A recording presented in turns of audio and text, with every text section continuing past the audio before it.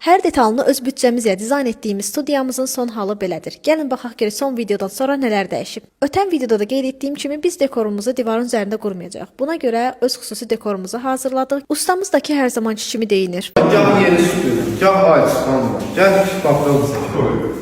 Yemeği de hətta əlimdə işləyərək yeyirəm. Düzünü desən deyinməkdə də haqlıdır, çünki həqiqətən də bu dekorları yerləşdirmək çox çətindir. Artıq ağırdır. Dekorlar divara bərkidildikdən sonra isə qaldı boya işləri. Boya işini görə bilməyimiz üçün alçıvanın üzərindən aboy çəkilməli idi, hansı ki boyana bilən aboylardan. İlk öncə gedib rənglərimizi seçdik. Burada rənglərin bəzilərini sizə də göstərirəm. O sırada ustamız artıq aboy çəkmişdi, hətta rənglərimizin bir qatı belə vurulmuşdu. Dediyim kimi dekorun hər iki üzü istifadə edilə bildiyi üçün hər iki tərəfini də boyamışıq. Buna görə də ümumilikdə 8 rəng seçmişik. Burada isə sizə ən çox sevdiyim dekoru göstərirəm, çünki ağ rəngi xüsusilə sevirəm. Boyamadan sonra isə studiyamız üçün alış-veriş edəcəyik. Gəlin baxaq görək növbəti dəfə nələr baş verəcək.